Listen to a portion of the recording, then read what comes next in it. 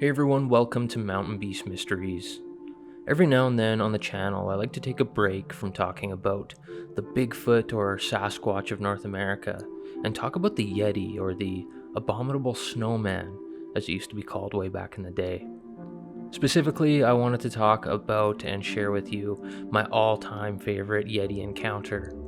It's a Yeti encounter that happened a long time ago during the Second World War to a small group of POWs who had escaped a Siberian gulag in hopes of making the journey on foot through Mongolia and through the Himalayas and into India, which was colonized by the British. It was written about in a book called The Long Walk by Slavomir Rawicz, and the author, Slavomir, was the guy who experienced this and went through all the hardships that are described in the book. So it's kind of like a memoir of that time in his life.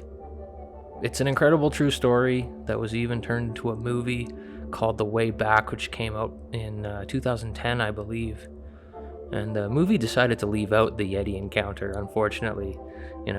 I guess it would be silly to have a random Bigfoot encounter in the middle of a World War II drama movie that's supposed to be taken seriously, so I guess I can understand why they took it out, but anyways, I did make a video about the story a long time ago in the early days of this channel, and since then we've gained way more subscribers, which is why I wanted to talk about it again, so that those new to the channel can be made aware of this incredible story. This encounter is surprisingly not talked about very often. Not a lot of people are aware of it, which in my opinion kind of gives it some credibility. It wasn't a story that was really pushed out into the public eye at all, or talked about in newspapers or on TV. It was just casually written into the book sort of near the end in a short chapter titled Strange Creatures. I have to say though, that there's something that I don't like about the timeline relating to the release of the book, is that it was released in 1956, which was 5 years after the famous Eric Shipton Yeti tracks were found. So, being a guy that traveled through the Himalayan mountains, I'm sure Slavomir Rawicz was aware of this. He was aware of the Shipton tracks and of the existence of the Yeti. And it's definitely possible that he just added that encounter to his book, just to kind of spice it up a little bit. And he straight up says at the end of the chapter, which you'll hear in a minute, that he's heard of scientific expeditions to try and find the abominable snowman. So, this guy has at least a basic knowledge of the Yeti during the time of writing the book. It's just really weird, though, how it's kind of randomly in the end of the book and kind of tucked away. It's not something that was really out there for people to see, and it wasn't used in any sort of weird marketing way to sell the book or anything like that. It's just in the book as part of the story and not really amped up at all. Anyways, I'm going to go ahead and let you guys be the judge. So here's the segment from the book, The Long Walk, in the chapter Strange Creatures. In all our wanderings through the Himalayan region, we'd encountered no other creatures than man, dogs, and sheep. It was with quickening interest, therefore, that in the early stages of our descent of the last mountain, our attention drew to two moving black specks against the snow about a quarter mile below us. We thought of animals and immediately of food, but as we set off down to investigate, we had no great hopes that they would await for our arrival. The contours of the mountain temporarily hid them from view as we approached nearer, but when we halted on the edge of a bluff, we found that they were still there, 12 feet or so below us and about 100 yards away. 2 points struck me immediately. They were enormous, and they walked on their hind legs. The picture is clear in my mind, fixed there indelibly by a solid 2 hours of observation. We just couldn't believe what we saw at first, so we stayed to watch. Somebody talked about dropping down to their level to get a close-up view. Zaro said, "They look strong enough to eat us." We stayed where we were. We weren't too sure of unknown creatures which refused to run away at the approach of men. I set myself to estimating their height on the basis of my military training for artillery observation. They could not have been much less than 8 feet tall. One was a few inches taller than the other, in the relation of the average man to the average woman. They were shuffling around quietly on a flattish shelf which formed part of the obvious route for us to continue our descent. We thought that if we waited long enough they would go away and leave the way clear for us. It was obvious they had seen us, and it was equally apparent they had no fear of us. The American said that eventually he was sure we would see them drop on all fours like bears, but they never did. Their faces I could not see in detail, but the heads were squarish and the ears must lie close to the skull because there was no projection from the silhouette against the snow. The shoulders sloped sharply down to a powerful chest. The arms were long and the wrists reached the level of the knees. Seen in profile, the back of the head was a straight line from the crown to the shoulders. We decided unanimously that we were examining a type of creature of which we had no previous experience in the wild, in zoos or in literature. It would have been easy to have seen them waddle off at a distance and dismiss them as either a bear or a big ape or of the orangutan species. At close range, they defied facile description. There was something both of bear and ape about their general shape, but they could not be mistaken for either. The color was a rust kind of brown. They appeared to be covered by two distinct kinds of hair. The reddish hair, which gave them their characteristic color, forming tight, close fur against the body, mingling with which were long, loose, straight hairs hanging downwards, which had a slight grayish tinge as the light caught them.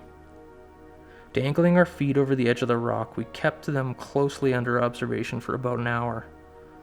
They were doing nothing but moving around slowly together, occasionally stopping to look around them like people admiring a view.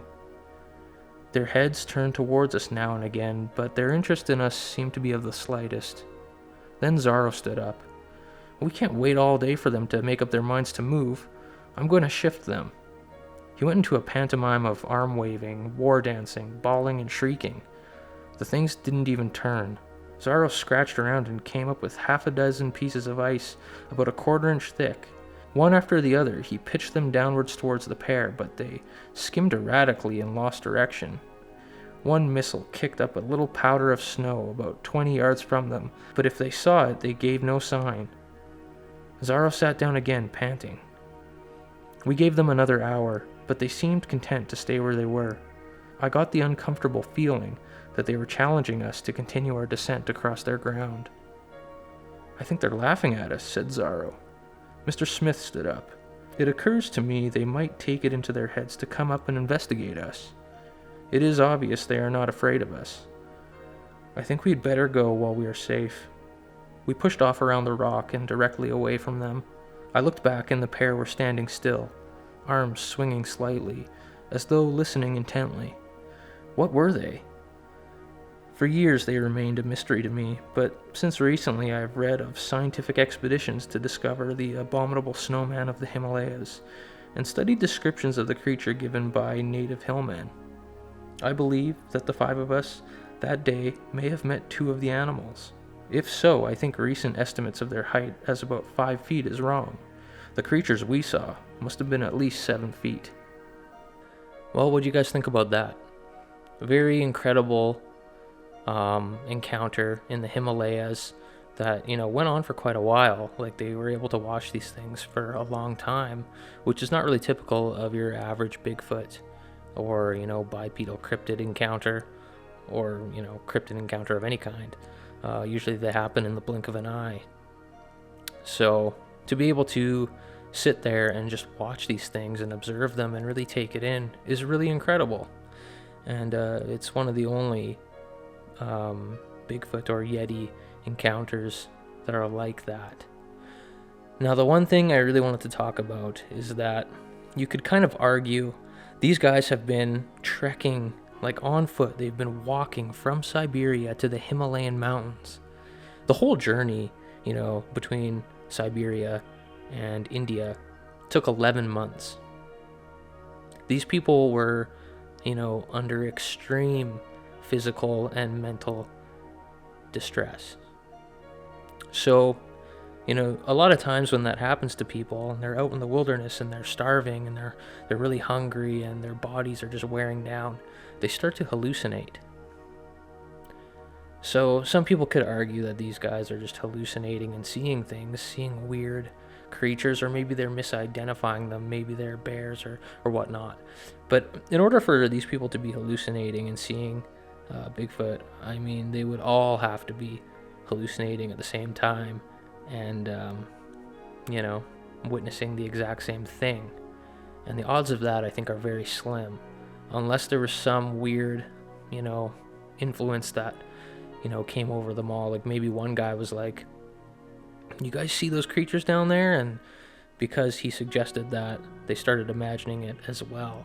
I think there are reports of weird group hallucinations and things like that. I think that's actually a thing. Just very, very, the odds of it happening are very slim. I'll say that. I think the odds of actually running into a Yeti are higher than that happening. It seems way more reasonable to just say these guys encountered the Yeti. They were trekking on foot through the Himalayas and they happened upon these two creatures. That sounds way more reasonable to me than these guys having some sort of weird shared hallucination. Anyways, if you guys haven't read this book before, or if you haven't seen the movie, you should definitely look into it. The movie has some pretty big actors in it. Came out back in 2010. It's called The Way Back, and the book is called The Long Walk. Definitely worth a read. A very, very good book chronicling the journey of these POWs. I mean, Sławomir Rawicz, he was a Polish POW, sent to, a prison camp because they suspected him of being a spy. So, it's just really unfortunate. But yeah, highly recommend checking it out. One of my favorite Yeti encounters. I like to think this actually happened, but due to the weird timing of the release of the book and the Yeti being really popular at that time, it's really hard to say. Just really, really weird how it's such a low-key encounter, in the sense that who knows about this encounter? Like, who's read this book to the end and has found out about this encounter? Not a lot of people, so it just seems weird that it's even in the book. Anyways, that's all I have for today's video. Let me know what you think in the comments down below. Thanks for watching. We'll see you next time on Mountain Beast Mysteries.